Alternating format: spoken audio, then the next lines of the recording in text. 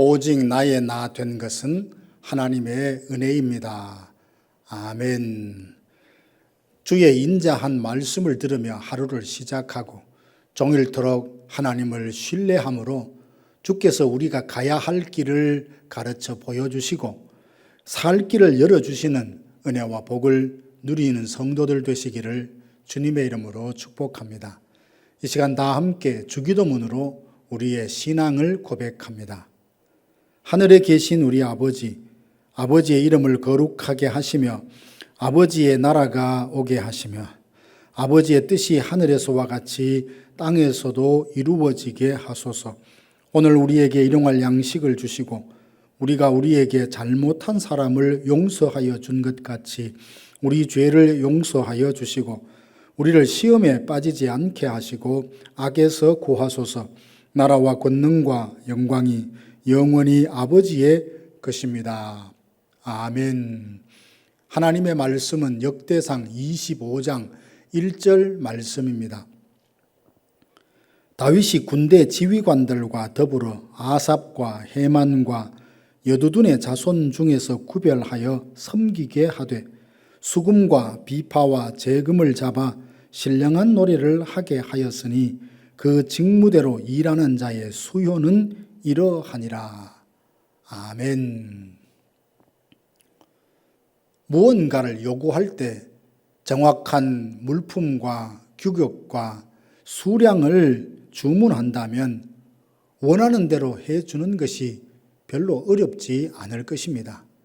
예를 들자면 8인치 사이즈의 흰색 운동화를 100켤레 이번 주말까지 납품해 달라, 이런 주문은 받을 수 있습니다. 그리고 그 요구대로 해줄 수도 있습니다. 그러나 추상적으로 요구한다면 어떨까요? 예를 들면 규격이나 물품, 숫자를 전혀 말하지 않고 내 마음에 쏙 들게 해보라 라는 식으로 주문한다면 어떻게 그 요구를 만족시킬 수 있을지 매우 난감할 것입니다. 예배 찬양에 대해서 아이디어를 낼 때도 이와 유사합니다. 최근에 부르는 곡이 너무 어려우니 굳이 그 곡을 함께 부르기로 선곡을 했다면 여러 번 반복해서 익힐 수 있도록 해달라든지, 시간에 제약이 있으니 4곡 정도 부른다면 찬송 2곡에 복음송 2곡을 서로 섞어서 불렀으면 좋겠다는 의견은 고려해 볼 수 있는, 납득할 수 있는 제안이죠. 그런데 좀 짜증 섞인 그런 말투로 도무지 은혜가 안 되니 은혜롭게 부르라고 한다면 듣는 입장에서는 꽤나 난감할 것입니다. 다윗은 군대 지휘관과 제사장 직분을 맡을 사람, 찬송을 맡을 사람, 성전 문지기와 성전 곡간을 담당할 사람을 정합니다. 그중 아삽과 헤만과 여두둔으로 하여금 24반차를 나누어서 수금과 비파와 재금으로 신령한 노래를 부르라 라고 권면을 합니다. 시편에 있는 내용을 가지고 어떤 리듬, 어떤 박자로 불러달라고 말하는 것이 아니라 신령한 노래로 부르라 라고 말합니다. 어찌 보면 꽤나 추상적인 권면 같지만 아삽이나 헤만과 여두둔은 이 말이 무슨 뜻인지 알아들었던 것 같습니다. 그러면 먼저 신령한 노래는 어떤 노래를 말합니까?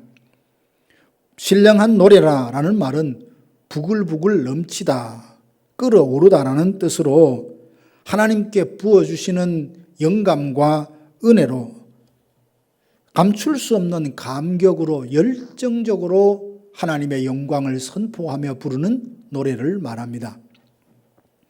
그러므로 신령한 노래란 다양한 악기를 동원해서 음악적인 기교를 잘 살려 부르는 노래라기보다는 깊은 은혜를 체험한 후에 하나님을 향해 마음과 뜻과 정성과 힘을 다해 부르는 감격적인 찬양을 뜻합니다.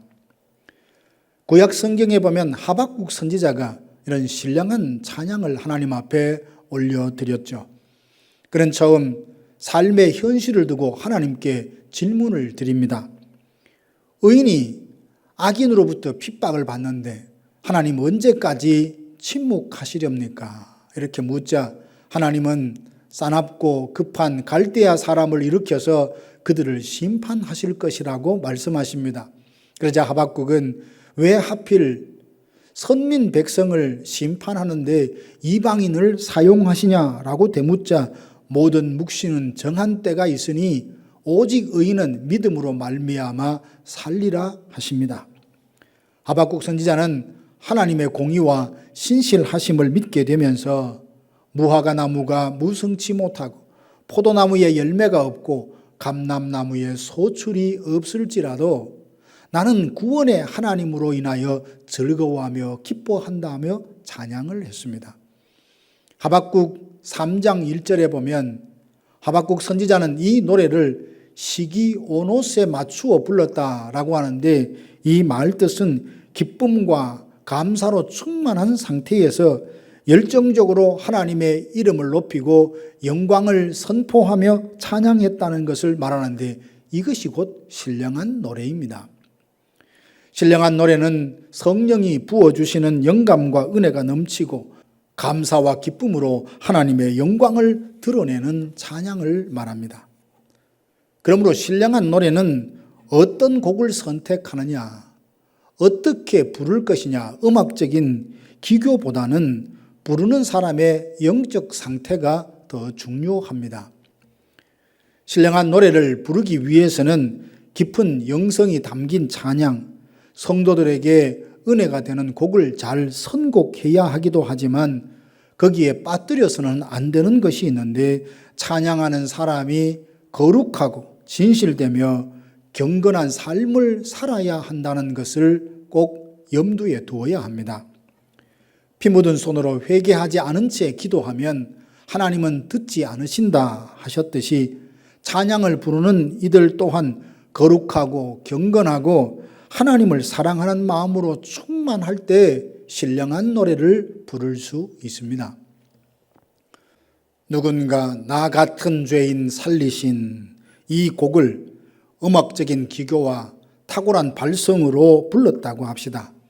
그런데 그가 하나님을 믿지도 아니하고 하나님의 사랑이 어떠한지 경험하지도 못한 사람이라면 그가 부르는 찬양이 어찌 신령한 노래라고 할 수 있겠습니까? 야고보서 3장 10절에 보면 한 입으로 찬송과 저주가 나는도다. 내 형제들아 이것이 마땅하지 않다 했습니다. 한 입으로 찬송하기도 하고 그 입으로 저주하기를 일삼는다면 그 입술로 찬양하는 것이 어찌 하나님 앞에 신령한 노래가 될 수 있겠습니까? 신령한 노래란 하나님을 찬양함으로 하나님을 높이고 주님을 향한 신앙의 고백을 담고 있는 노래라 어떤 곡인가 보다는 누가 어떤 상태로 부르는가가 더 중요합니다. 다윗이 찬송할 자를 세우면서 신령한 노래를 부르라 함은 하나님이 원하시는 찬양이 바로 이 신령한 노래이기 때문입니다. 찬양하는 사람들이 하나님과의 관계에서 거룩하고 진실하며 하나님을 사랑하며 구원의 감사로 충만한 상태로 살 때 신령한 노래를 부를 수 있습니다. 물론 신령한 노래를 부르라 하여 박자와 음정을 무시한 채 불러도 된다는 뜻은 아닙니다. 신령한 노래를 부르려면 배워 그 일에 익숙해야 한다 했습니다. 역대상 25장 7절 말씀에 보면 여호와 찬송하기를 배워 익숙한 자의 수요가 288명이라 했습니다. 신령한 노래를 부르라고 한 뒤 여호와 찬송하기를 배웠다며 그 일에 익숙했다는 것은 신령한 노래를 부르기 위해서 우리의 삶이 중요하지만 음정과 박자, 리듬 모두 무시해야 된다는 뜻은 아닙니다. 그러면 신령한 노래를 부르라 하심이 찬양대원에게만 하신 말씀일까요? 그렇지 않습니다. 에베소서 5장 말씀에 보면 시와 찬미와 신령한 노래들로 서로 화답하라 했습니다. 신령한 노래를 부르라 함은 찬양대에게만 국한된 권면이 아니라 예수 믿은 모든 성도들에게 주시는 권면입니다. 우리 모두 신령한 노래를 부르는 자여 성령께서 주신 은사를 따라 교회를 섬기고 충성스럽게 직분을 감당할 자이니 주님을 위해 교회를 위해서는 모든 사역과 활동이 모두 신령하여 하나님께서 받으실 만해야 합니다. 사랑하는 성도 여러분, 하나님을 섬기는 일은 누구든지 할 수 있지만 아무나 하게 해서는 안 됩니다. 바울은 믿음의 아들 디모데에게 직분자를 세울 때 이러이러한 기준과 자격을 갖춘 사람으로 하여금 직분자로 세우라 했던 것이 바로 그 때문입니다. 신령한 노래를 불러 하나님께 기쁨을 드리려면 하나님께 받은 은사와 나 자신이 하나님과 친밀한 관계 안에 있어야 합니다. 진리의 말씀 위에 굳게 서서 자신의 존재와 행동을 통해서 하나님께 기쁨이 되고 구원의 감사와 기쁨이 충만한 상태로 힘과 정성과 뜻과 마음을 다해 신령한 노래를 불러서 하나님을 높이는 귀한 성도들 되시기를 주님의 이름으로 축원합니다. 다 함께 기도하겠습니다.